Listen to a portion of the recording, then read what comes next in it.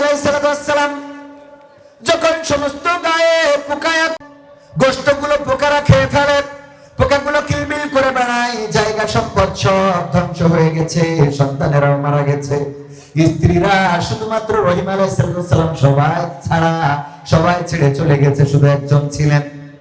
সমস্ত শরীরে ঘাম, সমস্ত শরীরে পোকা, কুষ্ঠ রোগ থেকে শুরু করে পোকা পচন ধরে গেল। তারপরে আল্লাহর জিকির ছাড়লেন না। আল্লাহ রাব্বুল আলামিন যখন এভাবে দেখলেন যে তারপরে আমার জিকির ছাড়ে না, এবার জিহ্বার মধ্যে ঘা দিয়ে দিলেন, তারপরে জিহ্বার মধ্যে পোকা তৈরি করে দিলেন। তখন আইয়ুব আলাইহিস সালাম বললেন, ওগো আল্লাহ, এবার তো তোমার কাছে আমার অভিযোগ করা ছাড়া রাস্তা নাই। ওগো আল্লাহ, তুমি আমার সন্তানদেরকে কেড়ে নিয়েছো, আমি তোমার কাছে অভিযোগ করি নাই। তুমি আমার সম্পদ কেড়ে নিয়েছো, কোনো অভিযোগ করি নাই। তুমি আমার স্ত্রীদের কেড়ে নিয়েছো, অভিযোগ করি নাই। তুমি আমার সমস্ত গায়ে ঘা দিয়েছো, অভিযোগ করি নাই। পোকা দিয়েছো, অভিযোগ করি নাই। পোকাগুলো আমার গায়ের গোশতগুলো খেয়ে নেয়, তাও কোনো অভিযোগ করি নাই। ওগো আল্লাহ, তুমি যখন আমার জিহ্বায় পোকা দিলে, এখন তো অভিযোগ করা ছাড়া কোনো রাস্তা নাই। কারণ আল্লাহ, তোমার এই পোকা যদি আমার জিহ্বাটা খেয়ে নেয়, তাইলে কেমন করে আমি তোমার জিকির করব, তোমার কাছে একটু জানতে চাই। ওগো আল্লাহ, তোমার কাছে ফরিয়াদ, তুমি আমার সমস্ত সব কিছু কেড়ে নাও। আমার সমস্ত শরীরে পোকা দিয়েছো, আমার সমস্ত অঙ্গ প্রত্যঙ্গ ধ্বংস করে দিতে পারো, কিন্তু জিহ্বাটা আল্লাহ তুমি আমার একটু অক্ষত রেখে দাও, যেন আমি বিপদে মুসিবতে তোমার নামের জিকিরটা করা বন্ধ না করে ফেলি। এই বিপদের মধ্যে জিকির করেছেন কার? আল্লাহ রাব্বুল আলামিন বললেন, ও আইয়ুব, আমার পরীক্ষা করা শেষ, আর তোমার পরীক্ষা নিতে চাই না। তোমার হারানো সব কিছু আমি আবার তোমাকে ফিরিয়ে দিলাম। বলেন সুবহানাল্লাহ। বিপদে পড়বেন, ডাকবেন কাকে? আল্লাহকে ডাকলে আল্লাহকে পাওয়া যায়। ডাকার মতো যারা ডেকেছে তারা পেয়েছে, আল্লাহকে যারা ডেকেছে আল্লাহ তাদের ডাকে সাড়া দিয়েছে, আর আল্লাহকে যারা ডাকে নাই তারা আল্লাহকে পায় নাই। অভিযোগ করেন, কিন্তু আল্লাহকে ডাকার মতো ডেকে অভিযোগ করেন না। আর আল্লাহ রাব্বুল আলামিন যদি আপনার পরে কোনো বিপদ বালা মুসিবত দেন, সেটাও আল্লাহ কোনো না কোনো পরীক্ষা, কোনো না কোনো কল্যাণ চিন্তা করে দেন। বলেন সুবহানাল্লাহ। ওয়ালা নাবলুওয়ান্নাকুম বিশাইইন মিনাল খাউফি ওয়াল জুই ওয়া নাকসিম মিনাল আমওয়ালি ওয়াল আনফুসি ওয়াস সামারাত ওয়া বাশশিরিস সাবিরিন। আমার আল্লাহ বলছেন, আমি মানুষকে বিপদ দিই, বালা দিই, মুসিবত দিই। আমি তাদের আয় রোজগারে, আয় উৎপাদনে হ্রাস বৃদ্ধি সাধন করি। আমি তাদের ফল ফসলের ক্ষতি করি, আমি তাদের সন্তান সন্ততির ক্ষতি করি। এইগুলো করে আমি দেখতে চাই কারা ধৈর্য ধারণ করে। বিপদে আসলে যারা বলে, কি বলে? ইন্না লিল্লাহি ওয়া ইন্না ইলাইহি রাজিউন। আমরা আল্লাহর তরফ থেকে এসেছি এবং আবার আমাদেরকে কোথায় ফিরে যাওয়া লাগবে। এই কথা যারা বলে আল্লাহ তাদের উপরে সন্তুষ্ট হয়ে যান। আল্লাহ বলেন, উলাইকা আলা হুদাম মির রাব্বিহিম ওয়া উলাইকা হুমুল মুহতাদুন। আল্লাহ রাব্বুল আলামিন তাদের উপরে রহম করেন। আল্লাহ রাব্বুল আলামিন তাদের ব্যাপারে সফল কামের ঘোষণা দিয়েছেন। আল্লাহ রাব্বুল আলামিন বলেছেন, তারাই হেদায়েতের পরে প্রতিষ্ঠিত রয়েছে, যারা বিপদে মুসিবতে পড়লেও আল্লাহকে ডাকা ছেড়ে দেয়। আল্লাহকে ডাকা কি ছাড়া যাবে? বিপদে আপদে মুসিবতে জুলুমে নির্যাতনে নিষ্পেষণে অ্যাক্সিডেন্টে দুর্ঘটনায় রক্ত ঝরুক না ঝরুক, সর্বাবস্থায় আমরা বলবো কি? আলহামদুলিল্লাহ। কি বলবো? আলহামদুলিল্লাহ। আল্লাহ খুশি। তুমি যদি আমাকে কষ্ট দিয়ে খুশি থাকতে চাও, আপত্তি নাই। ওই আব্দুল কাদের জিলানী রাহিমাহুল্লাহর মতো বলতে হবে, ওগো আল্লাহ, পরকালের ময়দানে তুমি যদি আমার জান্নাতে দাও, পরকালের ময়দানে তুমি যদি আমার জান্নাতে দাও। আব্দুল কাদের জিলানী রাহিমাহুল্লাহ বলতেন, আল্লাহ, তুমি যদি আমার পরকালে জান্নাতে দাও, আর সেই জান্নাতে দেওয়ার পরে যদি তুমি আমার কোনো খবর না নাও, তুমি যদি আমার সাথে কথা না বলো, তুমি যদি আমারে না ডাকো, তুমি আমারে না দেখা দাও, তাইলে ওই জান্নাত আমি চাইবো না।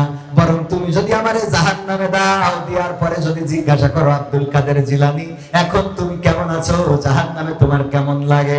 যদি তুমি জান্নাতে রেখে আমার সাথে কথা বলো, আল্লাহ, আমি ওই জান্নাতের থেকে জাহান্নামটাই বেছে নেব। আমি জান্নাতের থেকে জাহান্নামটা বেছে নেব, কারণ তুমি আমার সাথে কথা বলবা, তুমি আমার খোঁজ নিবা, তুমি আমারে দেখা দিবা। ও আল্লাহ, তোমার জন্য নিবেদিত প্রাণ হতে চাই। আমার ইব্রাহিম আলাইহিস সালাম বলেছিলেন, ইন্নী ওয়াজ্জাহতু ওয়াজহিয়া লিল্লাযী ফাতারাস সামাওয়াতি ওয়াল আরদ হানিফান ওয়া মা আনা মিনাল মুশরিকিন। ইব্রাহিম আলাইহিস সালাম বললেন, আল্লাহ আমি আমার মুখটা ঘুরিয়ে দিলাম সেই দিকে, এই আসমান জমিন যিনি সৃষ্টি করেছেন, এর মধ্যে যা কিছু আছে সব কিছুর মালিক যিনি, স্রষ্টা যিনি, আমি তার দিকে মুখ ঘুরিয়ে দিয়ে ঘোষণা করে দিলাম আমি কোন মুশরিকদের অন্তর্ভুক্ত নই। আমি আওয়ামী লীগের না, বিএনপির না, জামাতের না, জাসদের না, বাসদের না, হেফাজতের না, আমি এক আল্লাহর জন্য নিজেকে সমর্পণ করে দিলাম। এই কথা বলার পরে আল্লাহ রাব্বুল আলামিন ইব্রাহিম আলাইহিস সালামের রক্ষা করেছেন না করে নাই? করেছে কিনা? এই জন্য আল্লাহ শিখিয়েছে আমাদের বিশ্ব নবীর মাধ্যমে, বলেছে ওগো বিশ্ব নবী তুমি তোমার উম্মতদের জানিয়ে দাও, কুল ইন্না সালাতি ওয়া নুসুকি ওয়া মাহইয়ায়া ওয়া মামাতি লিল্লাহি রাব্বিল আলামিন। আল্লাহ নবীকে জানিয়ে দিলেন, বলো, বলতে বলো, তুমিও বলো, তোমার উম্মতদেরকেও বলো, তারা বলুক, কুল ইন্না সালাতি, নিশ্চয় আমার নামাজ, আমার সালাত, ওয়া নুসুকি আমার কুরবানি, ওয়া মাহইয়ায়া আমার জীবন, ওয়া মামাতি এবং আমার মরণ, লিল্লাহি রাব্বিল আলামিন। কার জন্য? আল্লাহর জন্য। আমাদের কষ্ট, আমাদের দুঃখ, আমাদের বেদনা, আমাদের নামাজ, আমাদের সালাত, আমাদের কুরবানি, আমাদের ত্যাগ, আমাদের দান, আমাদের ফিতরা, আমাদের মাহফিল শোনা, আমাদের মাহফিল না শোনা, সবকিছু কার জন্য? আল্লাহর জন্য। যদি আমরা করতে পারি আল্লাহ রাব্বুল আলামিন আমাদের উন্মুখ হয়ে যান, আল্লাহ রাব্বুল আলামিন আমাদের উপরে খাস রহমত বর্ষণ করে দেন, আমাদের বিপদে মুসিবতে তিনি পাশে থাকেন, দুনিয়ার জীবনে কল্যাণ দান করেন এবং আখিরাতের জীবনে মুক্তি দিয়ে দেন কে? আখিরাতের জীবনের মুক্তিটাই হলো বড় প্রাপ্তি, বড় সফলতা। আখিরাতে যদি আমরা আটকে যাই তার থেকে বিফলতার আছে নাকি? রোজা রমজানের দিন, রোজার মাস, পবিত্র কোরআনের সূরা বাকারার কত নম্বর আয়াত জানো? 283 নম্বর। 183? হ্যাঁ 183 নম্বর আয়াত। আল্লাহ বলছেন, ইয়া আইয়ুহাল্লাযীনা আমানু কুতিবা আলাইকুমুস সিয়াম কামা কুতিবা আলাল লাযীনা মিন ক্বাবলিকুম লাআল্লাকুম তাত্তাকুন। ওগো ঈমানদার, তোমরা যারা ঈমানের দাবিদার তারা শুনে নাও, তোমাদের উপরে রমাদানের রোজাকে ফরজ করে দিলাম, যেমন ফরজ করেছিলাম তোমাদের পূর্ববর্তী যত নবী ছিল এবং তাদের যত উম্মাত ছিল তাদের উপরেও এমন ভাবে রোজা ফরজ ছিল। কারো উপরে 1 মাস ছিল, কারো উপরে 2 মাস, 3 মাস, কারো উপরে 1 দিন, কারো উপরে 3 দিন, 5 দিন, 7 দিন, এইভাবে কারো না সব নবীর উপরে রোজা ফরজ ছিল। আল্লাহ রাব্বুল আলামিন বললেন, রোজার মতো করেই তোমাদের উপরে রমাদানের রোজাকে ফরজ করে দিলাম, যাতে তোমরা তাকওয়ার অধিকারী হতে পারো, মুত্তাকি হতে পারো। তাকওয়া মানে খোদাভীতি। কার ভীতি? রমজানের রোজা ছাড়া খোদাভীতি কি প্রকাশ পায়? কে রোজা আছে কে নাই? ইফতারের সময় যে 2খানা প্লেট নিয়ে বসে গেল, জানার কি সুযোগ আছে নাকি? এই যে লোকটা রোজা নাই, তার ইফতারের প্লেট লাগে কয়খান? 2 খান মাঝখানে বসে। আল্লাহর ওলি মাঝখানে বসে, 2 পাশে 2 প্লেট, আর উনি বসেছে মাঝখানে। এখন সভাপতি চিন্তা করে, মনে হয় কবির বিন সামাদ এই প্লেটের লোক, এজন্য এইটা বাদ দিয়ে এখান থেকে বসে। আবার ভাইজান এসে মনে করে এই প্লেটের লোক কবির বিন সামাদ, এইটা বাদ দিয়ে এখান থেকে বসে। এবার যেই মুয়াজ্জিন আযান দেয়, আল্লাহু আকবার, আল্লাহু আকবার, দেখো খাওয়ার লোক নেই, একটাই ঢেলে নিয়ে কুপান আছে না নাই? এইগুলো রোজাদারদের কাজ। রোজাদাররা এটা করে কারণ রোজাদাররা ভয় পায় কার? রোজাদার যারা, তারা যদি দেখে কোন মানুষ ইফতারি পায় নাই, নিজের ইফতারিটা তারা দিয়ে দেয়। আল্লাহর নবী সাল্লাল্লাহু আলাইহি সাল্লাম বললেন, ওগো আমার সাহাবীরা শুনে নাও, যদি কোন রোজাদারকে ইফতারি করায়, ইফতারি করানোর কারণে ওই রোজাদার সকাল থেকে সন্ধ্যা পর্যন্ত, সুবহে সাদিক থেকে সূর্যাস্ত পর্যন্ত পানাহার বর্জন করে আল্লাহর সন্তুষ্টির জন্য রোজা রাখলো, কষ্ট করে যতটা সওয়াব পাইলো, শুধুমাত্র সন্ধ্যাবেলা একজন রোজাদারকে ইফতারি করানোর কারণে আল্লাহ রাব্বুল আলামিন ওই সমপরিমাণ সওয়াব এই ব্যক্তির আমলনামায় লিখে দেন। সুবহানাল্লাহ বলা যাবে না? আল্লাহর নবী বললেন, কিন্তু ওই লোকটির সওয়াব থেকে 1 ফোঁটাও কমানো হয়, 1 ফোঁটাও কমায় না। আর আমরা ইফতারি দেওয়ার জন্য লোক খুঁজে পাই না। আমরা আরব দেশে গেলে, মালয়েশিয়ায় গেলে, অন্যান্য দেশে মুসলিম রাষ্ট্রে গেলে দেখতে পাই যে ওই ইফতার নিয়ে দাঁড়িয়ে গিয়েছে রাস্তায়। মানুষ যখন যায়, সাইকেলে যায়, মোটর সাইকেলে যায়, তাদের গাড়িতে, তাদের মোটর সাইকেলে, বাইসাইকেলে যেভাবেই যায় না কেন, তাদেরকে দাঁড় করিয়ে ইফতার দিয়ে দেয়, নাও ইফতারি করবা, বাড়িতে যাও। আর আমাদের দেশে খালি ধান্দা হলো কত খাওয়া যায়। আবার যদি ইফতারি একটু কমা হয়, তাইলে মুখী রসে না, এখন খিচুড়ি ছাড়া কথা নেই। আমাদের এলাকায় আর যাই হোক খিচুড়ি লাগবে। কি লাগবে? আমাদের আব্দুল্লাহ, আমাদের আলামিন ভাই আছে এখানে, ওদের আমাদের ইফতার মাহফিল, যুব জামাতের ইফতার মাহফিলে কিছু চুলা, কিছু বুট, কিছু ফল ফুললি দিয়ে ইফতারি দেওয়া হচ্ছে। সন্ধ্যাবেলা ইফতারের আগে বলছে ভাই চলে গেলাম। কেন? তো বলছে খিচুড়ি ছাড়া আসলে বুঝ করতে পারিনি। আলামিন ভাই এখানে আছে, কোন মসজিদে গেছে বিরিয়ানি দিচ্ছে, এই কারণে সেই মসজিদ বাদ দিয়ে কোন মসজিদে খিচুড়ি দিচ্ছে শিখে গেছে। মানে বিরিয়ানি ওদের ভালো লাগে না, খিচুড়ি খাওয়া লাগে। আমাদের অঞ্চলে, আপনাদের অঞ্চলে এরকম খিচুড়ি দিয়ে ইফতার আছে না নাই? মসজিদে খিচুড়ি দিতে হবে এবং সেই ইফতারি গুলো আবার যদি একটু কম বেশ হয়ে যায়, আজকে মরিচ বেশি হয়েছে, আজকে লবণ কম হয়েছে, আজকে এটা হইলে আর একটু ভালো হতো, এটা একটু কম, গোশ পড়ে নাই, আমার যেটা খিচুড়ি পড়েছিল একটাও গোশ পড়ে নাই, 3টা হাড় পড়েছে। এইগুলো বক্তব্য আছে না নাই?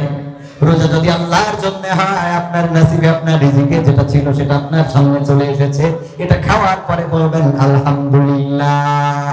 মনে থাকবে? কি বলবেন? আলহামদুলিল্লাহ। ও আমার ভাইয়েরা, এই রমাদানের রোজার মাসে ইফতারি করাবেন। ইফতারি যদি কাউকে করাতে পারেন, কোন গরিব দুঃখী তরমুজ কেনেন, অনেক বড় বড় তরমুজ আমিও কিনি, এই তরমুজ গরিব মানুষ কিনতে পারে না, কেজিতে বিক্রি হয়। ওই মধু, মধু কি ওই কিরে না, ওই কিরে মধু, মধু রসমালাই, ব্যাস ওর তরমুজ বিক্রি শেষ। ইউটিউবাররা যে খালি ভিডিও নেয়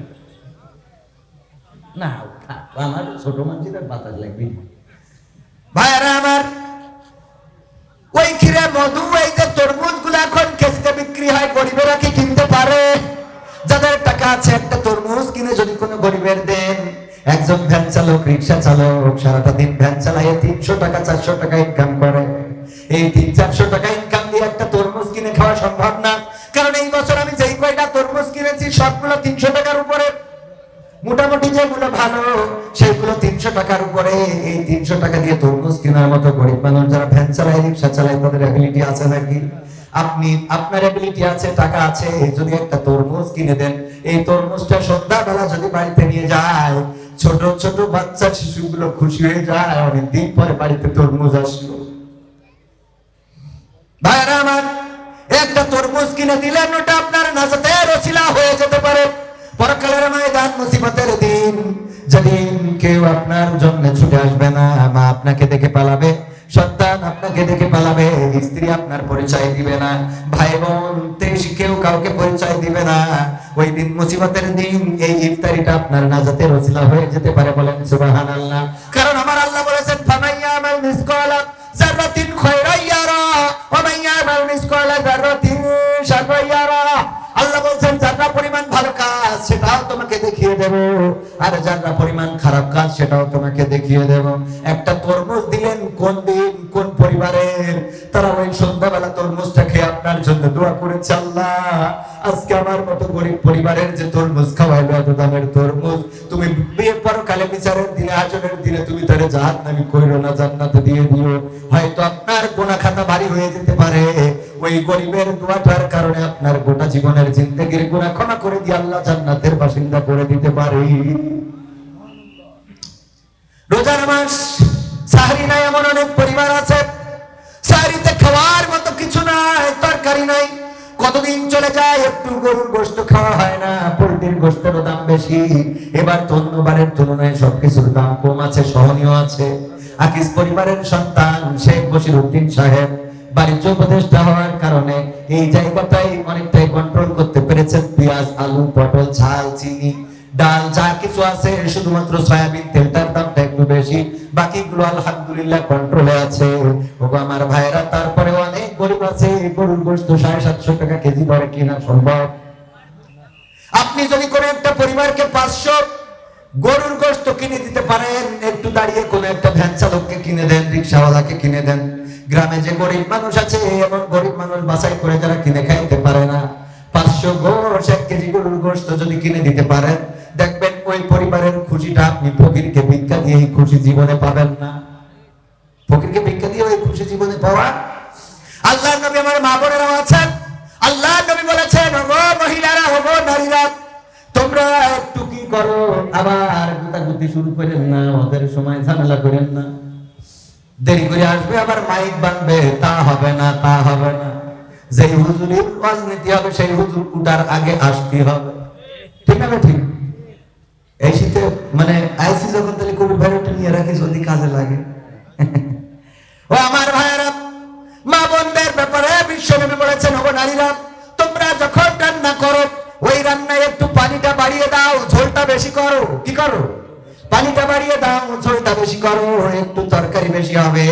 এই তরকারি একটা বাটি প্রতিবেশীকে দাও, এটাই হলো প্রতিবেশীর হক, প্রতিবেশীর অধিকার। এক বাটি তরকারি যদি একটু পানি বাড়িয়ে দিয়ে প্রতিবেশীকে দিতে পারেন, যেই প্রতিবেশী দিনের পর দিন চলে যায়, ভালো মন্দ খাইতে পারে না, যেই প্রতিবেশী একটু গোশত খাইতে পারে না, যেই প্রতিবেশী গরুর গোশত কেনার মতো পয়সা নাই, ওই প্রতিবেশীকে যদি একটা বাটি পোল্ট্রির গোশত বলেন, মুরগির গোশত বলেন রান্না করেছেন, একটু পানি বাড়ায় 2 পিস দিয়ে 2টা আলু দিয়ে যদি কোনো একটা গরিবের বাড়িতে বাটিটা পাঠিয়ে দেন, ওই গরিব মানুষেরা যে খুশি হবে, ওই খুশিটা আপনার জান্নাতের জন্য ওয়াজিব হয়ে যেতে পারে। আমরা বুঝি না। রমজানের মাস ভালো কাজের সাথে সম্পৃক্ত রাখতে হবে। জুতা কালি করতে গিয়েছেন, যে মুচিটা জুতা কালি করে, ওই মুচিটার জুতা কালি করার পরে আপনি যদি 20 টাকা হয় 30টা টাকা দিয়ে দেন, দেখবেন ওর আত্মাটা খুশি হয়ে যাবে। আপনি তরকারি কিনতে গিয়েছেন বাজারে, যেই দোকানে বেশি বেচা কিনা সেই দোকানে আমাদের গমন আছে না নাই? যেই দোকানটা বড় সেই দোকানে আমরা কেনাকাটা করি, একবারও চিন্তা করি না যেই দোকানটায় কাস্টমার ঢোকে না সেই দোকানেও যাওয়ার দরকার আছে না নাই? আল্লাহর নবী আমার একটা সমাজ করে দিয়ে গেলেন। এক ইহুদি কেনাকাটার জন্য মুসলমানের দোকানে গেল, যাওয়ার পরে বলল, আমার এটা এটা এটা এটা দেন। বলতেছে, এইগুলো তুমি ওই দোকান থেকে নিয়ে নাও, ওই দোকান থেকে এই পণ্যগুলো নিয়ে নাও, আমার দোকান থেকে তোমার নেওয়ার দরকার নাই। ওই ইহুদি চলে গেল, পাশের দোকানটা ছিল ইহুদির দোকান, ইহুদির দোকানে কেনাকাটা করলো। করার পরে মনে হলো যে আমি যেহেতু ইহুদি আর এই দোকানদারও ইহুদি, গিয়েছিলাম মুসলমানের দোকানে, উনি কেন আমার কাছে মাল বিক্রি করলো না জানার দরকার। আমি ইহুদি হওয়ার কারণে কি আমার কাছে মাল বিক্রয় করে নাই? ছুটে আসলেন আবার মুসলমানের দোকানে, জিজ্ঞাসা করলেন, ওগো ভাই, কি এমন অপরাধ করেছি? আপনার দোকানে আমি যে পণ্যগুলো চেয়েছিলাম সেগুলো কি আছে না নাই? বললো আছে। যদি থাকে তাহলে দিলেন না কেন? বললো, ওগো ভাই, আমি সকাল থেকে বিকাল পর্যন্ত এখানে বেচা কিনা করেছি। আমার অপর পাশের যে দোকানদার, ওই দোকানদার সকাল বেলায় দোকান খুলেছে বিকাল পর্যন্ত। আমার বাড়িতে পরিবার আছে, আমার মা আছে, সন্তান আছে, সংসার আছে। আমি যা বেচা কিনা করেছি তাতে আমার পরিবারের জন্য আজকে খোরাক হয়ে গিয়েছে। কিন্তু ওই পাশের ইহুদি দোকানদার, ওই ভাইয়ের দোকানে তেমন কাস্টমার আমি ঢুকতে দেখি নাই। তার বাড়িতেও মা আছে, সন্তান আছে, সংসার আছে। বিকাল বেলায় সন্ধ্যা বেলায় বাড়িতে যাবে, ওই পরিবারের কাছে কি জবাব দেবে? এই জন্য আমার যেহেতু বেচা কিনা পর্যাপ্ত হয়েছে, তার কারণে আমি ওই দোকানে আমার কাস্টমার পাঠিয়ে দিয়ে ওই দোকানের বেচা কিনা বাড়িয়ে দিলাম। ওই দোকানের বেচা কিনা বাড়িয়ে দিলাম আমার দোকানের কাস্টমার পাঠিয়ে। আর আমরা যদি একটা দোকান বাজারে দোকান দিই, তখন চিন্তা করি এই দোকান যেন আর কেউ না দিতে পারে। যদি কেউ পরামর্শ চায় যে দোস্ত, বেকার তো বসে আছি, টাকা তো কিছু আছে, বাজারে তো তুমি একটা ব্যবসা নিয়ে বসেছো, এই ব্যবসাটা কিভাবে আমি কি এই ব্যবসাটা দেবো? কয়, দোস্ত রে, জীবনে যে কি পাপ করেছিলাম সেটা আল্লাহ জানে আর আমি জানি। এই পাপের ফসল হলে দোকান দিয়েছে, ঠিক না বেঠিক? অথচ একজন মুসলমানের উপরে অপর মুসলমানের হক কয়টা? 6টা। কয়টা?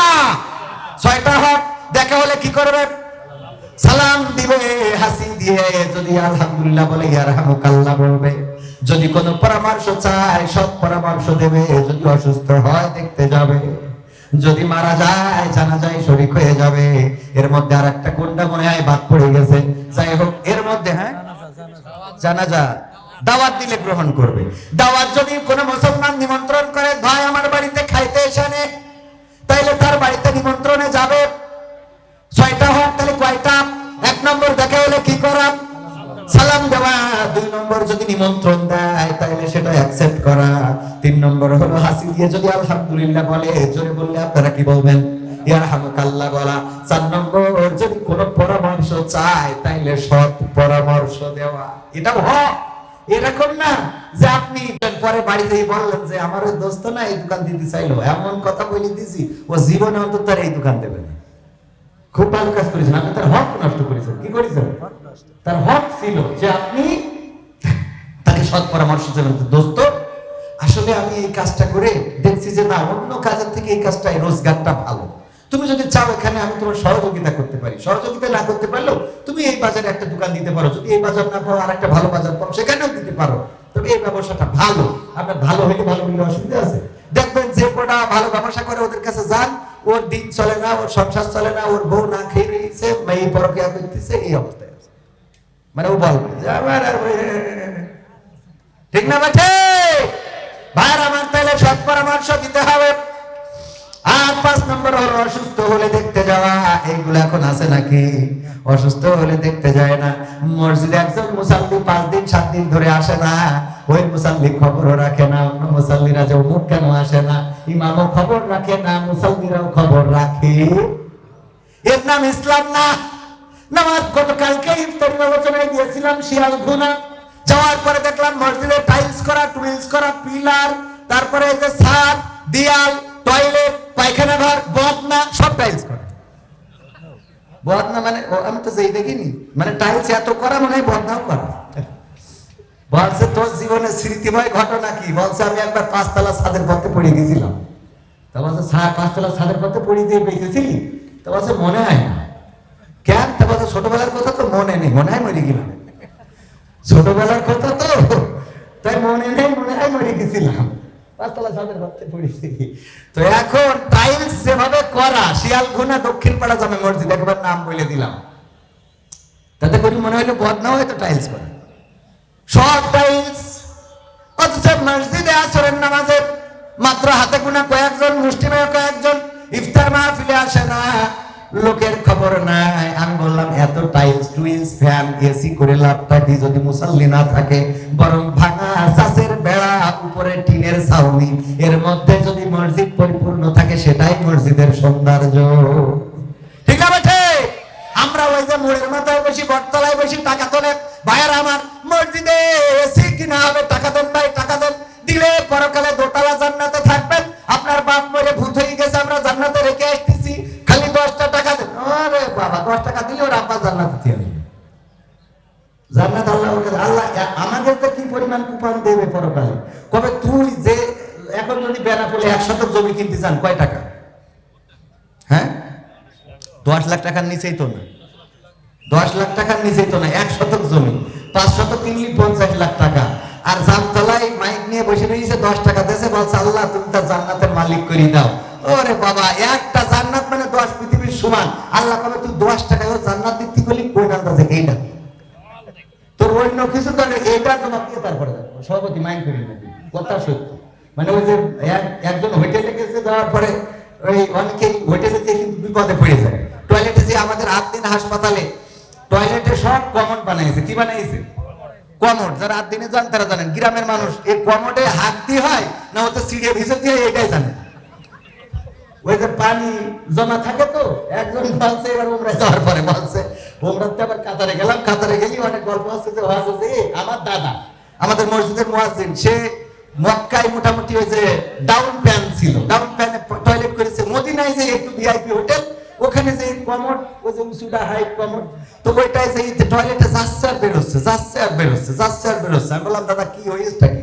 বলছে নিয়ে আসলে তো সে টয়লেট করি, টয়লেট করে যে আপনি যাচ্ছেন যেখানে, ওইটাই তো টয়লেট। তো ওখানে যে সে হাঁকবো, সে জায়গা ডাকবো। আমার দাদা মসজিদে মুয়াজ্জিন, আপনার মতো মুরব্বী। তো আমি বললাম, আমি বলা কি, আমার আরেকজন বলছে দাদা আসেন আমি আপনার দেখাই দিচ্ছি। পরে নিয়ে যেতে দেখাই দিলে এই হইলো কমোড, এখানে পায়খানা করতে হয়। কিভাবে? তারপর এইভাবে বসে পায়খানা করবেন। ও খানিক পরে আবার বেরোয় গেছে, এই বলছে দাদা কি হয়েছে? তা বলছে ওখানে বসে চিন্তা করলাম, আমি এখানে এইভাবে বসি না, চেয়ারম্যানের মতো হাঁকলাম, কিন্তু সোস পকি করি।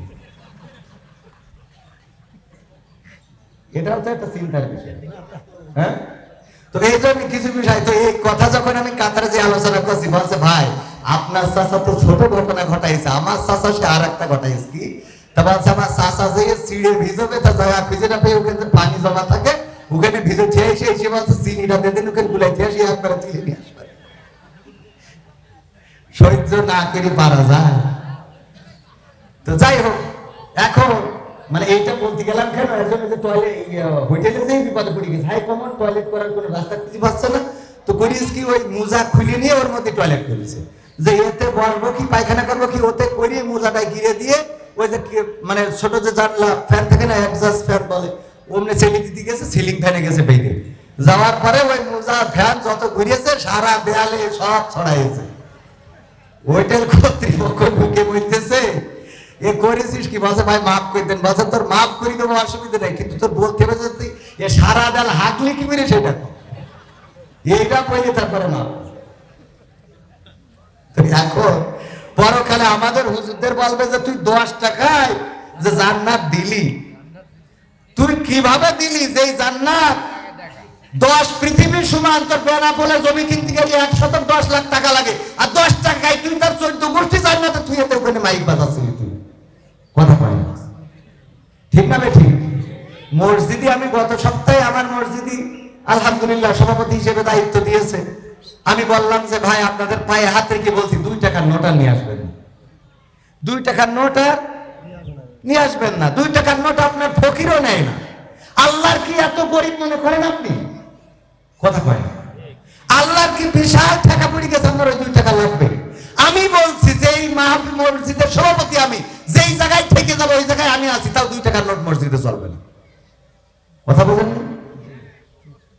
আমি 2 টাকার নোট, ছিঁড়া নোট, যেই টাকা ছিঁড়া, এত ছিঁড়া যে ওই টাকা হাসপাতালে নিয়ে গেলি বলবে আইসিইউতে ঢুকা দিও, সেই টাকাটা করে নিয়ে আসে।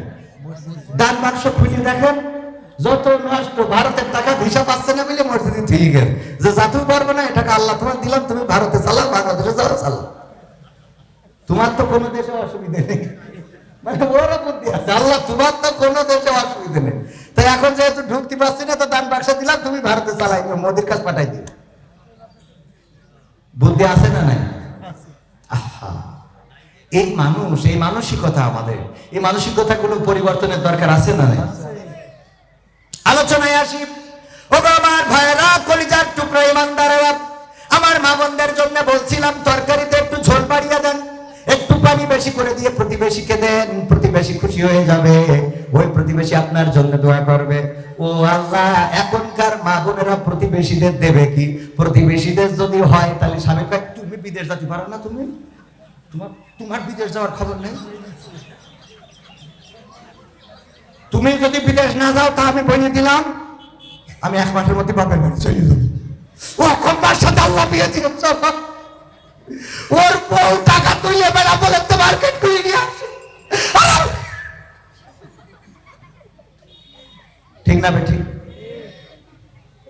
স্বামী জোর করি ও যাবে না মোটে, ও বউই থাকতে পারে না, সেই বোর জোর করে পাঠাই দেয় দিয়ে।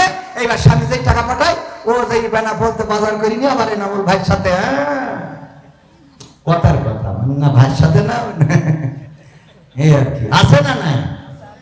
কথা কয় না, সত্য না মিথ্যা? অধিকাংশ পরিবার, প্রবাসে থাকা অধিকাংশ পরিবারে পরকীয়া, হাতে অ্যান্ড্রয়েড ফোন, স্বামী পাঠাই দিয়েছে দামি ফোন। ওই দামি ফোনে স্বামীর সাথে কথা বলতে মজা লাগে না। হ্যালো কবির বিন সামাদ ভাই, হ্যাঁ আপনার সাথে আমার একটু কথা ছিল। কি কথা ভাবি? বলছি কি একটা ফতোয়া জানতে চেয়েছিলাম। হ্যাঁ রে ফতোয়া, শয়তান তোর এত ফতোয়া জেনে লাভ কি? নামাজ পড়বি, রোজা করবি, রান্না করবি, স্বামী খাওয়াবি, সদরে ব্যাস হয়ে গেল। এত ফতোয়া তোর দরকার কথা কয় না? আছে না নাই? আছে মানে আমি কি মিথ্যে কথা বলছি? আমার কাছে ফোন দেয় না তাই মনে করছে? আমার স্বামী মরি মরি গেছে, আমি কি করবো? আমার বিয়ে করা হয়ে গেছে, দুটো বাচ্চা হয়ে গেছে। বলছে না হুজুর, ওর জন্য ফোন দিইনি, আমি একটা কারণে ফোন দিয়েছি। কি? তা আমার স্বামী বেঁচে থাকতে আমি প্রায় বলতাম তোমার মরণ করে না কেন আল্লাহ? মরো না কেন? এত লোকের কাছে আজরাইল আসে, তোমার কাছে আসে না কেন? কুত্তার এই বাড়ি এই জন্যই তো। এই স্বামী আমার কয়দিন আগে মারা গেছে। এখন আমি একেবারে সত্য বলছি, এই অবশ্যই সে মহিলা শোনে। বলতেছে আমি দুশ্চিন্তায় আছি, আমি কষ্ট পাচ্ছি এই জন্যে যে আমি আমার স্বামীকে বলতাম যে মরো না কেন আল্লাহ তোমার মরণ করে, কারণ সে ছিল অসুস্থ। এই জন্য আমি প্রায় বিরক্ত হয়ে যেতাম, আমি বলতাম মারা যাও না কেন, মরো না কেন, তোমার আল্লাহ নেই না কেন, তোমার আল্লাহ উঠাই নেই না কেন, তোমার নিক না হয় আমার নিক, যারে হয় আল্লাহ একজনটা নিয়ে নিক। তো আল্লাহ তাকে তুলে নিয়েছে। এখন আমার মনে হয় কি আমার দোয়ার কারণে কি মারা গেল, নাকি তার হায়াত শেষ হয়েছে তাই মারা গেল? আমি কি এটা বলার মতো এখনো সেই এলেম আমার আছে? এ তো আমার বলা মানে আমার অবস্থা হইলো ওই যে চাষের বেড়া খুঁজে তো দৌড় দিতে হবে যে কোন দিকে বের হবে, ঠিক না ঠিক? আমি বললাম আমার বোন, আপনার স্বামীকে আপনি অভিশাপ দিতেন, মারা যায় না কেন, মরে না কেন, আল্লাহ তুলে নেয় না কেন, আজরাইলকে পাঠায় না কেন? এটা বলার কারণে মারা গেল নাকি তার হায়াত ফুরিয়ে গেল এই কারণে মারা গেল, এইটা আমি বলতে পারবো না। কিন্তু আমি এতটুকু বলতে পারি, বিশ্ব নবী বলেছেন নারীরা অধিকাংশ জাহান্নামী। আর জাহান্নামে যাওয়ার বড় কারণ কয়টা? দুইটা। কয়টা? দুইটা। এক নম্বর কারণ হলো নারীরা তাদের স্বামীদের নাশুকুরি করে, স্বামীদের প্রতি কৃতজ্ঞতা পোষণ করে না। আর দুই নম্বর কারণ হলো তারা বেশি বেশি কি করে? অভিশাপ দেয়। কি সাপ? জাত সাপ না, ধোলা সাপ না, কালাস সাপ না, গোখরা সাপ না, তারা বেশি বেশি অভিশাপ দেয়। কি সাপ? কি সাপ? অভিশাপ দেয়। এই অভিশাপ দেওয়ার কারণে অধিকাংশ নারীরা জাহান্নামী। ও আমার বোন, আপনি আপনার স্বামীকে যে অভিশাপ দিয়েছেন, এই অভিশাপের কারণে আপনার স্বামী মারা গেল নাকি হায়াত শেষ হয়ে গেল এটা বলতে পারবো না, কিন্তু এটা বলতে পারি বিশ্ব নবী জাহান্নামে যাওয়ার যে কারণ বর্ণনা করেছেন, সেই কারণের মধ্যে আপনিও পড়ে গিয়েছেন। আপনিও কি পড়ে গিয়েছেন? আমার মা বোনেরা, স্বামীদের সাথে এমন আচরণ করা যাবে? আল্লাহর নবীর স্ত্রীরা কেমন আচরণ করতেন? আম্মা আয়েশা রাদিয়াল্লাহু তাআলা আনহা বিশ্ব নবীকে গোসল করাচ্ছেন, পানি ঢেলেছেন মাথার উপরে, পানি গড়িয়ে যায়, ওই পানির মধ্যে রক্তের মতো কি যেন বিশ্ব নবী দেখলেন। বললেন, ও আয়েশা, পানির মধ্যে রক্তের মতো কি যেন দেখা যায়, পানিতে যেন রক্ত ভেসে যাচ্ছে দেখছি। আল্লাহর নবীর স্ত্রী আম্মা আয়েশা রাদিয়াল্লাহু তাআলা আনহা বললেন, ওগো নবী গো, আপনি যখন গোসলের জন্য চৌকিটার উপরে বসেছিলেন, আমার অসতর্কতার কারণে আমার পায়ের একটা আঙ্গুল চৌকির তলায় পড়েছে এবং সেই আঙ্গুলটা ফেটে রক্ত বের হয়েছে। সেই রক্তটা ওই পানিতে গড়িয়ে গড়িয়ে যায়। আল্লাহর নবী তাড়াতাড়ি করে উঠলেন, তারপরে চৌকিটা সরিয়ে নিলেন।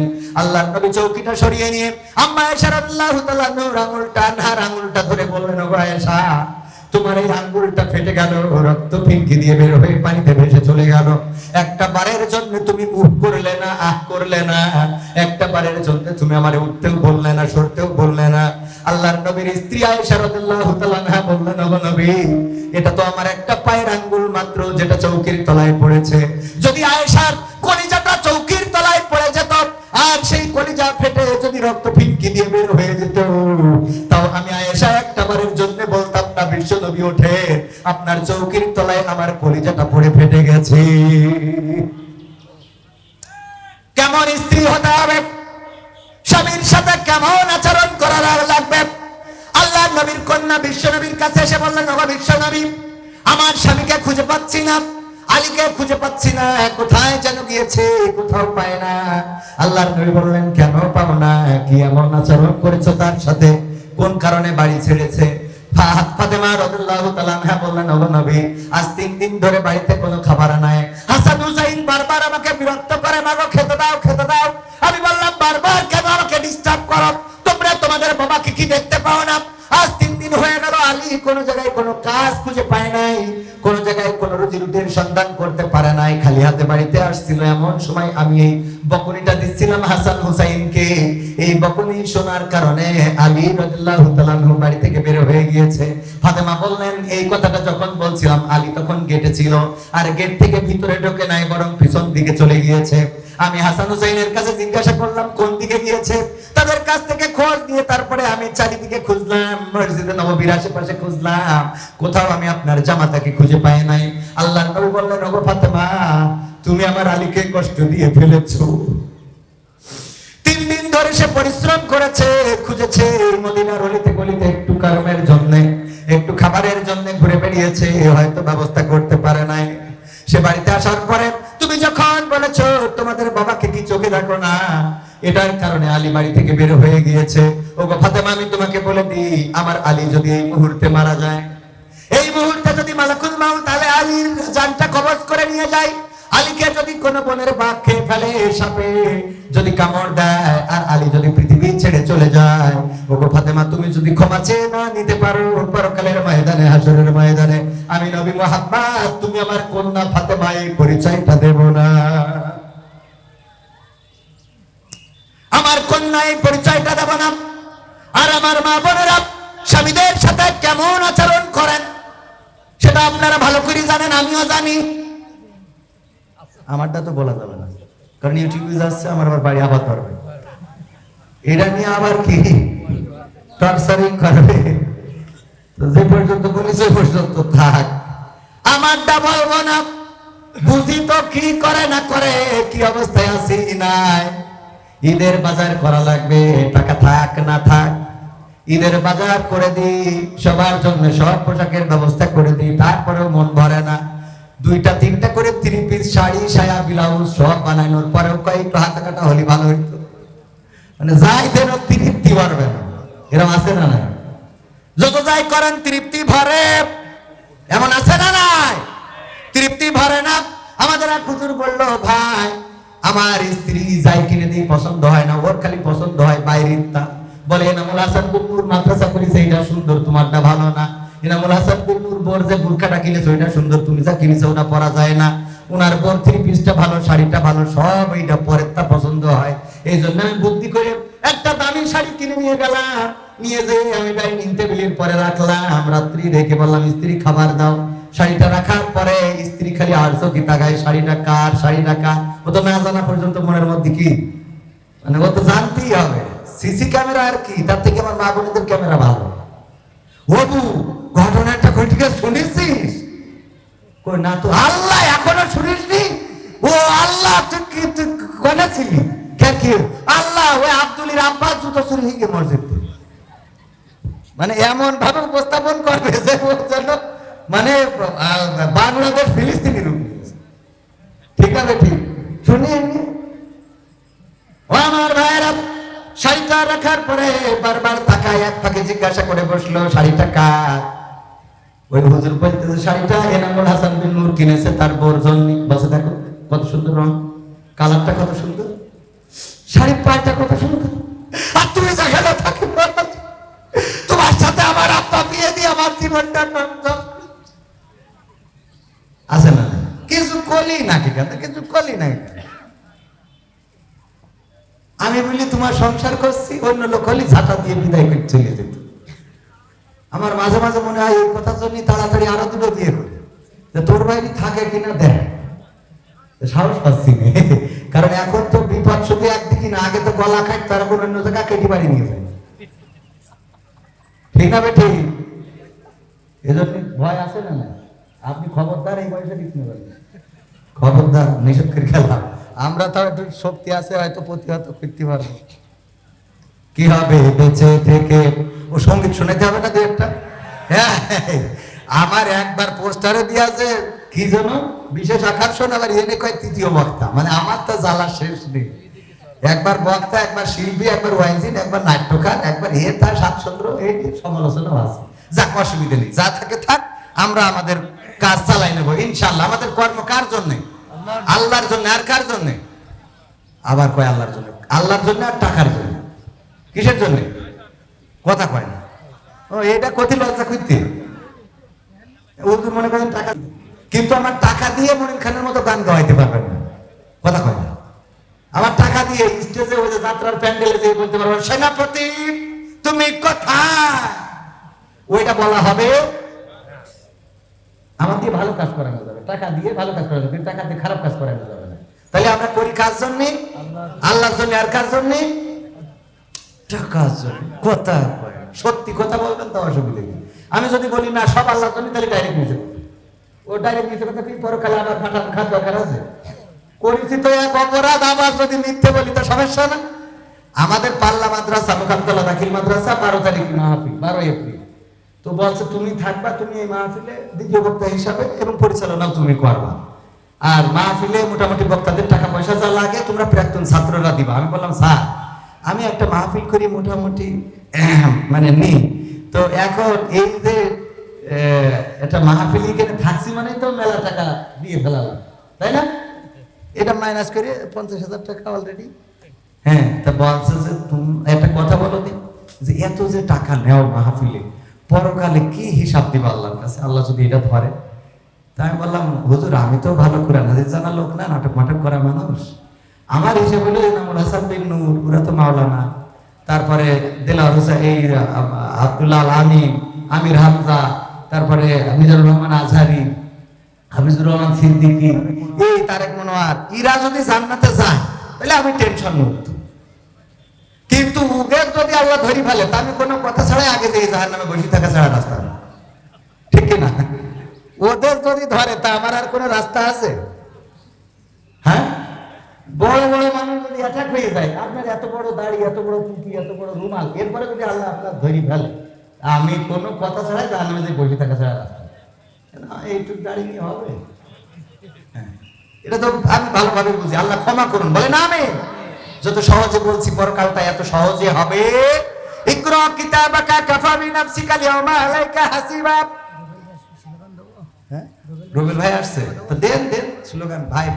নারায়ে তাকবীর, নারায়ে তাকবীর, আল্লাহু আকবার। দ্বিতীয় বক্তার আগমন, দ্বিতীয় বক্তার আগমন, গুগাইনের পক্ষ থেকে শুভেচ্ছা, গুগাইনের পক্ষ থেকে শুভেচ্ছা, হাফিজ মাদ্রাসার পক্ষ থেকে শুভেচ্ছা, মাহফিল কমিটির পক্ষ থেকে শুভেচ্ছা, মনোহর ভাইয়ের আগমন, রবিল ভাইয়ের আগমন, রবিল ভাইয়ের আগমন, মনোহর ভাইয়ের আগমন, মাহফিল কমিটির পক্ষ থেকে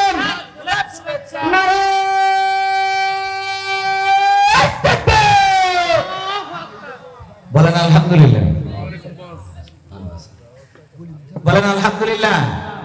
শুকরিয়া কার?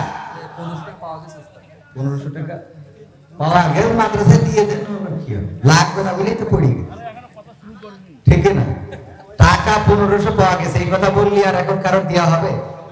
বলার দরকার ছিল যে টাকা হারানো কারো যদি যেই থাকে আমাদের কাছে ডকুমেন্ট দেবেন যে কয় টাকা দিয়ে দেবো, বলছে 15 টাকা তো ওয়ারেস মেলা পাওয়া যাবে না।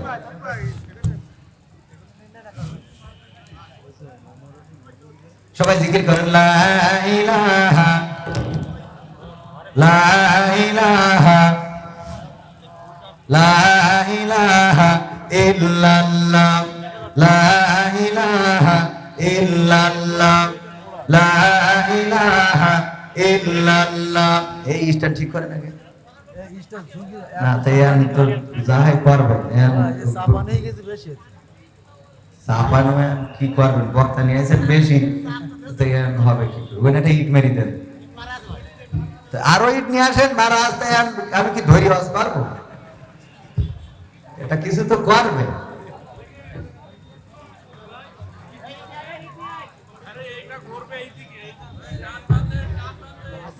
হ্যাঁ, সামনে দেন, সামনে আগাই দেন।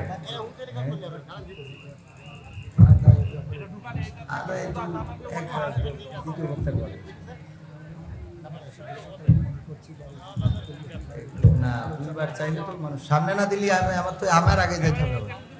হ্যাঁ, মাইক্রোফোন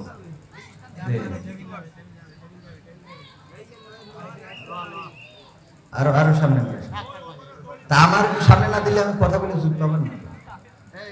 আচ্ছা, তা আমি আগাই নিচ্ছি এই টেবিলটা।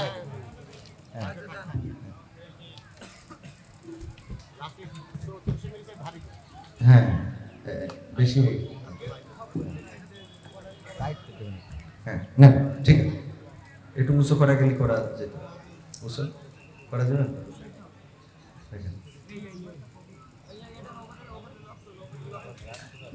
তাড়াতাড়ি করেন, মানুষের কষ্ট হয়ে যাচ্ছে।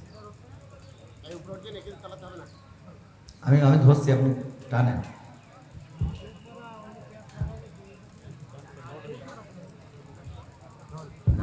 আরেকটু তোলেন, আরেকটু, আরো আরো, হ্যাঁ দেন, বাঁধেন।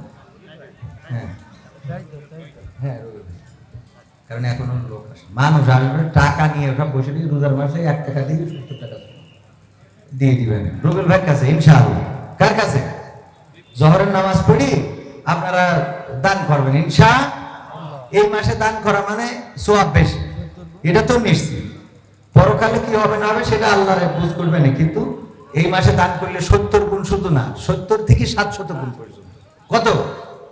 সুবহানাল্লাহ বলবেন না? ওগো আমার ভাইয়েরা, আলোচনায় ফিরে আসি। যেই কথা বলছিলাম, প্রতিবেশীকে যদি একটু ঝোল বাড়িয়ে দিয়ে কিছু তরকারি দেন, সময় সেটা তো নয়, এখনকার যেটা সেটা হলো প্রতিবেশীর যদি উন্নতি হয় পাশের বাড়ির মহিলার মাথায় কাজ করে, যদি ভাইয়ের উন্নতি হয় অপর ভাই বউয়ের কাজ করে। তোমার ছোট ভাই এত কিছু করে, তুমি করো না কেন, পারো না কেন? কত রকম নির্যাতন, নিষ্পেষণ, টর্চার। ওই যে শাড়ির উদাহরণ দিয়েছিলাম মনে আছে না? নাই? হুজুর বললো যে এই শাড়িটা কিনেছে নামুল হাসান বিন নূর তার স্ত্রীর জন্য, দেখো কত সুন্দর রং, কত সুন্দর কালার, কত সুন্দর এই শাড়ির পাড়টা, কত সুন্দর ডিজাইন। এই শাড়ি তোমার নজরে কোনোদিন পড়ে নাই, কারণ তোমার পছন্দ ভালো না। বললো দেখো তোমার যদি এই শাড়িটা পছন্দ হয় তাইলে তুমি এটা নাও। এনামুল হাসান বিন নূর আমার আত্মীয় মানুষ, বন্ধু মানুষ, আমি তারে বুঝাই দিবানে এই শাড়িটা তুমি নাও। বউ ওই শাড়িটা নিয়ে খুবই খুশি, ওরে আল্লাহ খুব ভালো একটা শাড়ি পাইছি, খুব খুশি।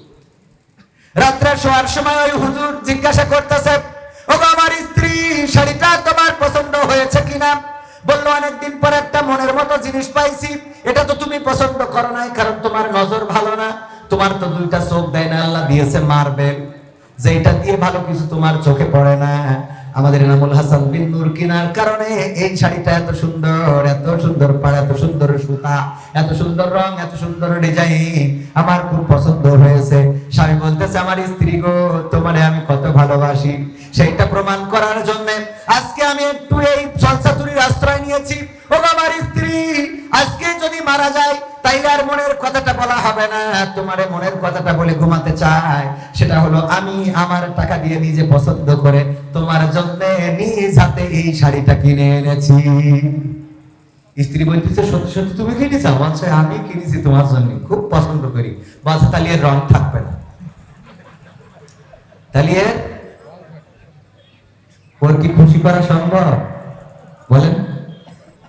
স্বামীর প্রতি নাশুকরি করে জাহান্নামে যাওয়ার কারণ, স্বামীর প্রতি নাশুকরি করে, স্বামীর প্রতি কৃতজ্ঞ না, স্বামী যেটা খাওয়ায় তাতে সন্তুষ্ট না, স্বামী যেটা পড়ায় তাতে সন্তুষ্ট না, স্বামী যেটা দেয় তাতে সন্তুষ্ট না, স্বামী যেটা তার জন্য করে তাতে সন্তুষ্ট না, এমন যদি কোনো নারী থেকে থাকে, ওই পরকালের ময়দানে জাহান্নামে যাওয়ার কারণের মধ্যে অন্যতম বড় কারণ 1 নম্বর, আর 2 নম্বর কারণ হলো বেশি বেশি অভিশাপ যারা দেয়।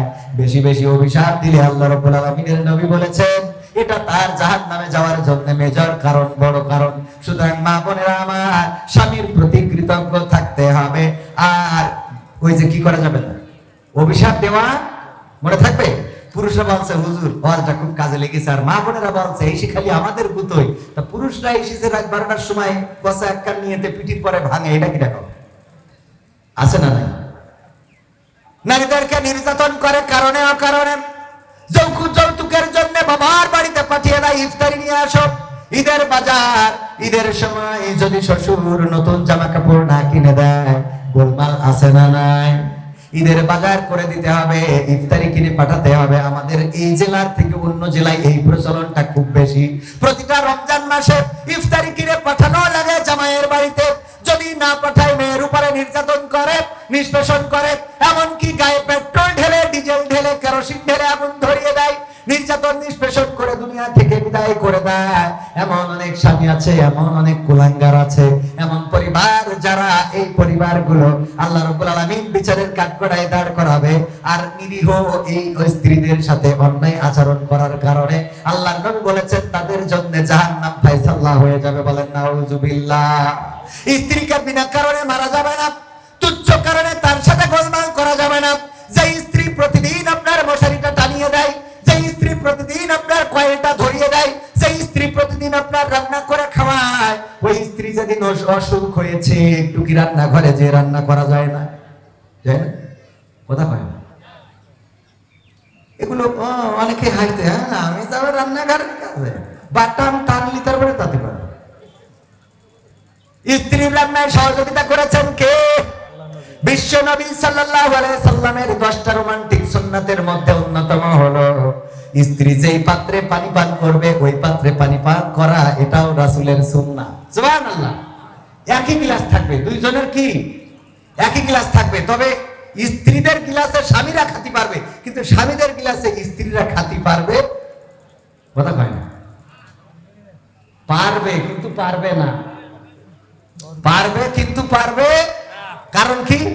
কারণ হলো যে আমাদের আকিস কলেজের স্কুলের এক ইংরেজি টিচার ছিল, ও বলছে বরিশালে বাড়ি, বলছে আমার চাচা বিয়ে করলো, সমবয়সী বিয়ে করার পরে আমার চাচি ওর ঠোঁটে কিস করতে দেয় না। কি করতে দেয় না?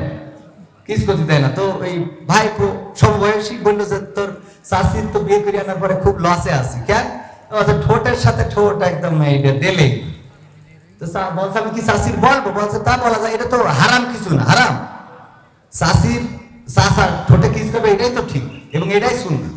তো এখন বলতেছে এটা যেহেতু হারাম কিছু না। আবার হারাম মানে কি? সেদিন আমাদের ওই যে শরীফুল ভাই বগুড়া ফতোয়া দিয়েছে যে যদি স্ত্রীর নিচের ঠোঁটে কিস করতে পারে তাইলে তার একটা কবুল হজের সওয়াব হয়ে যাবে। তা আমি বলছি খামাখা নিবন্ধন করলাম কি দেখি, বাড়ি তোমার রয়েছে হজের নিবন্ধন করে ফেলেছি এই বছর। আমি বললাম ফতোয়াটা শুনলাম তা নিবন্ধন করার পরে বোঝেননি রোমান্টিকতা ইসলামে আছে না নাই? কথা কয় না, আছে না নাই? আল্লাহ বললেন স্ত্রীরা তোমাদের ক্ষেতস্বরূপ, তোমরা যেভাবে ইচ্ছা তোমাদের স্ত্রীদের কাছে গমন করো। বিশ্ব নবী বললেন ওগো সাহাবীরা শুনে নাও, তোমরা যদি তোমাদের স্ত্রীদের সাথে মিলিত হও তাহলে আল্লাহ রাব্বুল আলামিন তোমাদের আমলনামায় সওয়াব দিয়ে দেন। সাহাবীরা বলল আল্লাহ রাসূল এটা তো একটা লজ্জাজনক কথা যে স্ত্রীর সাথে আমরা সঙ্গম করলে আল্লাহ সওয়াব দিবেন। আল্লাহ নবী বললেন ওগো আমার সাহাবীরা এটা লজ্জার কিছু নয়, এটা লজ্জার কোনো কারণ নেই। কারণ হলো তোমরা যদি তোমাদের বৈধ স্ত্রীর বাইরে এই একই কাজ অন্য জায়গায় করতে গুনাহ হতো না? সাহাবীরা বললেন অবশ্যই গুনাহ হতো, শুধু তাই নয় এমন গুনাহ দুনিয়ার পরে মাজা পর্যন্ত গেড়ে দিয়ে সঙ্গে সার করা হতো, আর পরকালে আল্লাহ জাহান্নাম দিয়ে দিবেন। আল্লাহ নবী বললেন সেই কাজটা যখন বৈধ জায়গায় করা হয় আল্লাহ উল্টা তার পরিবর্তে সমান সওয়াব লিখে দেন। বলেন সুবহানাল্লাহ। যেমন গুনাহ হতো তেমন সওয়াব হয় স্ত্রীদের কাছে গমন করলে। বলেন সুবহানাল্লাহ। সুতরাং যুবকেরা বিয়ে তাড়াতাড়ি করার দরকার আছে না নাই? সওয়াবের জন্য হলেও বিয়েটা করে ফেলতে হবে। আল্লাহ কবুল করুন। বলেন আমিন। যুবকরা কয় হুজুর আব্বা তো বোঝেন, আছে না নাই? অনেক বাপ নিজের বিয়ের সময় ঠিকই দাদার সাথে বাড়াবাড়ি করে বিয়ে করেছে, অথচ ছেলের বিয়ের সময় বলে আগে প্রতিষ্ঠিত হও। তো তুমি কয় নম্বর প্রতিষ্ঠিত ছিলে বিয়ের সময়? ছেলের প্রতি আগে বিয়ে জয় কাইন্ডে তুলে দাও, সোজা হয়ে যাবে। ঠিক না? ঠিক। এই গরু দেখেন না, যদি ছাড়া পায় ও সারা গ্রাম ঘুরি তারপরে গইলি আসে। ঠিক না? ঠিক। দামড়া গরু ছাড়া পাইলে এটা করে। তা আপনার এরিয়ার একটু ওই যে চুলির কাটিং দিয়েছে, কুত্তা কাটিং সোজা করতে পারছেন না, এমন কাটিং দিয়েছে দেখি শয়তানও কয় তোর আল্লাহ শয়তান আমার বানাইস কি দেখি তোর বানালি তো আছে না নাই? কথা কয় না। আরে রোজার মাসে বদখালিতে আমার আল্লাহর লিখা, বেশি বলবো না, বললি কবে আবার আমাকে কাটি করতেছে। কথা কয় না, করিয়ে না করে না। ধর্ষণ শুধু না, গণধর্ষণ। কি ধর্ষণ? গদখালিতে যা ফুল বাগানে যা ওনাকে আবার ফুল বাগানে না গেলে হয় না, বেড়াতে নিয়ে যেতে হবে, মাথার পরে আবার ফুল দিতে হয়। তোর ফুল দিতে হয় কেজন মাথার পরে? এই আছে না নাই? ওরে বাবা সব কত মাথার পরে ফুল, মাথার পরে ফুল দিয়ে মোটরসাইকেলের পিছনে বসে গিয়ার মারা জায়গা খুঁজি। ও আমার ভাইয়েরা, আলোচনায় ফিরে আসি। এই কাজগুলো আমার মা বোনের পর্দার মধ্যে থাকতে হবে, স্বামীদের সাথে ভালো আচরণ করতে হবে। পুরুষদের কথা বলছিলাম, ওই যে আমার স্যার বললেন যে তার চাচি কিস করতে দেয় না, এই জন্য চাচিরে বললো চাচি। আমার চাচা অভিযোগ করলো তুমি নাকি তাকে ঠোঁটে কিস করতে দাও না। কই দেব কি? তোমার চাচা বিড়ি পান করে ধূমপান করে বিড়ি খেয়ে মুখের যে অবস্থা করে রেখেছে, ওর পাশায় কিস করা যাবে, তা ঠোঁটে না। তাহলে গিলাসে কি পানি পান করা যাবে? স্বামীরা খালি বলতে পারিছেন এখন কেন পান করে না? কথা বোঝা গেছে কিনা? ও পানি পান করলি ও তো পানি থাকে না, ও মনে হয় যে বিড়ি গুলাই দিয়েছে। সত্য বলছি না মিথ্যা বলছি? পায়খানা ঘরে যাবেন, কোন বিড়ি খোর পায়খানা করে আসলে আপনি টয়লেটে গেলে মনে হবে আপনি পায়খানায় আসেননি, বিড়ি ফ্যাক্টরি দিয়ে আসেন। এই সত্য না? বলেন একদম আল্লাহ কিরে করে করবে। হ্যাঁ, তো ওর ওই গিলাসে কি পানি পান করা সম্ভব? কথাগুলো আপনাদের খারাপ লাগছে? আমার মা বোনেরা বলছে এই হুজুরির আগামী বছর দাওয়াত দে, না আনলি আমরা টাকা দেব না। কারণ যে অতিষ্ঠ করতেছে জীবন শেষ। নামাজের সময় যখন ইমাম বলে ওয়ালা দাল্লিন, এই যে হামিম কই ছাড়লো, দুই কান্ডের ফেরেশতা খাতা থুই চলে যায়, যে পরে এসে লিখ পায়। এখন তুই আগে আমিন বলিয়ে দে, আমি পরে আসবো, কারণ তোর মুখিতে যা বেরোইলো আপনি তো থেকে থাকতে পারছি না। ঠিক না ঠিক? পাশে দাঁড়াইলে বোঝা যায়, দেখবেন বিড়ি খোরের পাশে দাঁড়াইলে নামাজে ও যখন আমিন বলে, আমিনের বলতে ওখানে দাঁড়ানো কষ্ট হয়ে যায়। যারা নিয়মিত নামাজি তারা এটা বুঝতে পারবেন, আর নিয়মিত বিড়ি খোর যারা তারা তো জীবনে নামাজ পড়লে বুঝবেন না। ঠিক না বেঠে? তাইলে নবীর রোমান্টিক সুন্নাতের মধ্যে যেটা, স্ত্রী যেই গ্লাসে পানি পান করবে স্বামী সেই গ্লাসে পানি পান করবে, স্বামী যেই গ্লাসে পানি পান করবে স্ত্রীও সেই গ্লাসে পানি পান করবে। রোমান্টিক সুন্নতের মধ্যে রয়েছে একটাই বালিশ থাকবে, স্বামী স্ত্রীর ঘরে দুইটা বালিশ হবে না, এক বালিশে দুইজন মাথা দিয়ে ঘুমাবে। বলেন সুবহানাল্লাহ। শুধু তাই না, স্ত্রীদের সারা দৌড় প্রতিযোগিতা করা, খেলা করা, আনন্দ করা, র‍্যাকেট খেলা যদি পর্দা থাকে, আবার র‍্যাকেট খেলা যদি স্কুল মাঠে যাওয়া যাবে। আপনি চাইলে আপনার স্ত্রীর সাথে র‍্যাকেট খেলতে পারবেন, আপনি চাইলে আপনার স্ত্রীকে বলবেন যে বল করতে, আপনি ব্যাট করবেন।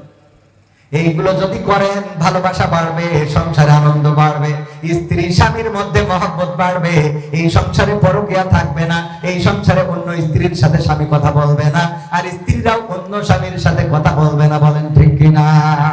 কিন্তু আমরা তো স্ত্রীকে সময় দিই না, আবার স্ত্রীরাও স্বামীকে সময় দেয় না। ওই যে বলছিলাম যে অনেক স্ত্রী আছে যারা স্বামীর কথা ভালো লাগে না, কিন্তু কবির বিন আমাদের কাছে ফোন করে ঘন্টার পর ঘন্টা বলতে খুব ভালো লাগে। এরকম আছে না? নাই?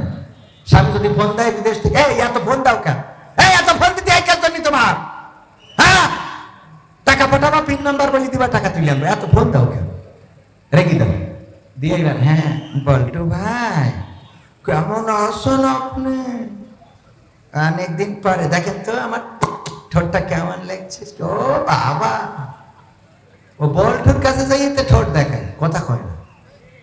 আছে না? নাই? পুরুষও আছে, বোর সাথে খ্যাক ম্যাক সারাদিন, এই এটা করি, এই এটা করি, এই এটা করি, আছে না? কিছু করলি ভাতে একটু লবণ কম বেশি হয়েছে না, ভাতে তো হয় না, তরকারি লবণ একটু কম বেশি হইল, লবণ কম হইলো কেন, বেশি হইলো কেন?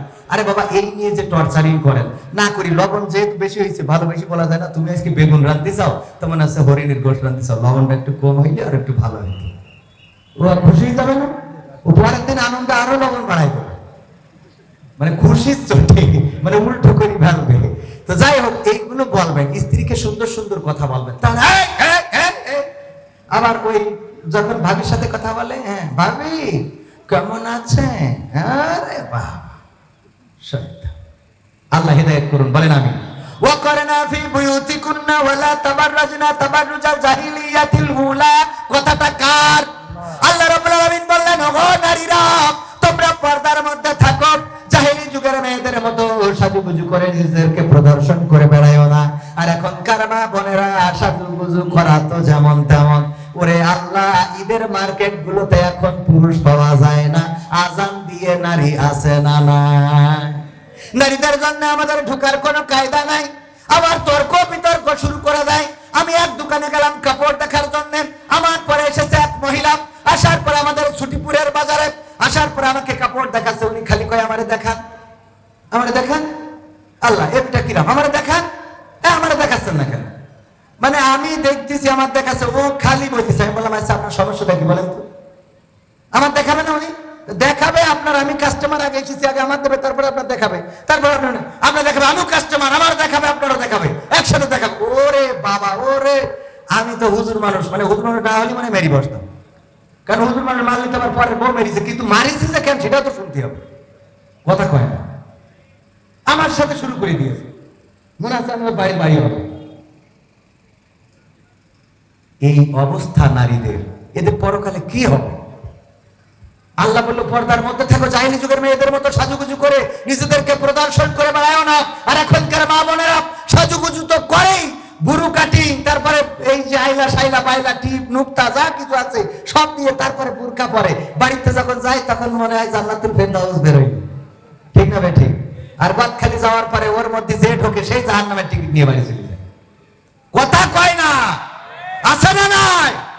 আপনি মনে করছেন হুজুর খালি এইসব কথা বলতেছে, এগুলো তো আমাদের মানে কি অনেক চাচা আছে, মুরব্বী আছে। যদি বলি আপনার নাতিটা দেখলাম এই যে অবস্থা, বদখালি দেখলাম আর একজনের মোটরসাইকেলের পিছনে হাত ধরে বলি, ও গো বাপু, এখনকার সময় ও আগে ছিল না, এখন হয়ে গেছে, এখন হয়ে গেছে। আছে না না? ও যে তোর ডেকে জাহান্নামে নিয়ে যাচ্ছে, পরকালে বলবে যে আমার দাদা ওরও ধরো, কথা পাই না, ঠিক না বে ঠিক? এই জন্য পর্দা করাতে হবে, সাজুগুজু করা বন্ধ করাতে হবে। আর এই সাজুগুজু গুলো যখন করে, নাইট ক্রিম মেখে কালো মানুষটাও পরিষ্কার হয়ে গেছে। আমার গ্রামেও দেখি যেই লোকটা ছিল কালো, যেই মেয়েটা কালো, হঠাৎ 4 মাস 5 মাস 1 বছর পরে দেখা যায় যে সে ফকফকি পরিষ্কার। এই পরিষ্কার ছেলেরা প্রতারিত হয়, মেকআপ থেকে প্রতারিত হয়। এইগুলো দেখে বলে আমি ওরে ছাড়া বাঁচবো না। আর বিয়ের পরে বিপদে পড়ে যাই, 1 গোসলের পরে এবার গান গায়, আমি পারি না আর পারি না, আমি কেন মরি না, আজরাইল কি চিনে না আমারে গো, আমি পারি না আর পারি না। হয়তো 2 দিন পরে মরবো, আগে মরলে কি ক্ষতি, ওরে এই দুনিয়ার রং তামাশা বুঝলাম না রে একরতি। ও আমার ঘরের রমণী, সে যে কালো নাগিনী, বেনাপোলের বিউটি পার্লার আমার বাজাইছে 12টায়, আমি পারি না আর পারি না, ঠিক না বেঠে? বিপদে পড়ে যাই। ওই যে উদাহরণ দিতে যে বলি, এক বিউটি পার্লারের মালিকের নিয়ে যে একটা বক্স দিয়েছে, আইফোন 16 প্রো ম্যাক্স। দাম কত? দাম কত? 80,000, 2 লাখ টাকা, 1.5 লাখ টাকার উপরে আইফোন 16 প্রো ম্যাক্স। কত নিয়ে যেয়ে দিয়েছে বিউটি পার্লারের। এই যে আপনার দিলাম, কিসের জন্য? কয় গতকালকে আমার স্ত্রী আপনার এই বিউটি পার্লার থেকে সেজে গিয়েছিল। তাতে কি, আমি খুশি হয়েছি, এই জন্য দিলাম। কি খুশি হই? বলছে আল্লাহ এর জন্য আরো 3টে বিয়ে হয়। আইফোন 16 প্রো ম্যাক্স, এত দামি ফোন। ওমা বক্স খুলি দেখে, ওর মধ্যে কি এর আইফোন 16 প্রো ম্যাক্স, খুলি দেখে ওর মধ্যে নোকিয়া 1100, গাডার মারা বাটন তাও 2 ইন্দুরি খেয়ে গেছে। লেখা রয়েছে কি, এখন কেমন লাগে এখন? কারণ কালকে তুমি যে মালদারে সাজাইছো, 1 গোসলের পরে যখন আমি বিয়ে করে নিয়ে যে ঘুমটা উঠালাম, তখন দেখলাম পরিমণির খালাইতো বোন। কিন্তু সকালবেলা গোসলের পরে দেখি নোকিয়া 1100, গাডার মারা বাটন ও ইন্দুরি খেয়ে গেছে 2। আছে না নাই? তুমি সাজাইয়ে দিলে এমন মাল, আমি 1 গোসলে সব শেষ। তবে এখনকার ছেলেরা একটু চালাক, চেহারা দেখার আগে 5 দিকে তাকায় দেখে নেটওয়ার্ক আছে কি নাই, ঠিক না বেটা? আর যারা বোঝে না তাদের বুঝাই দিলাম, এখন মা বোনেরা যতই মেকআপ করেন কাজে লাগবে। কারণ পাই দেখবেন যে ওখানে টাওয়ার পাচ্ছে কিনা, যদি দেখেন মুখের সাথে পার নেটওয়ার্কের মিল নেই, একটা ওয়ারিদার একটা গ্রামীণ, তাইলে বলবেন যে ভেজাল আছে না?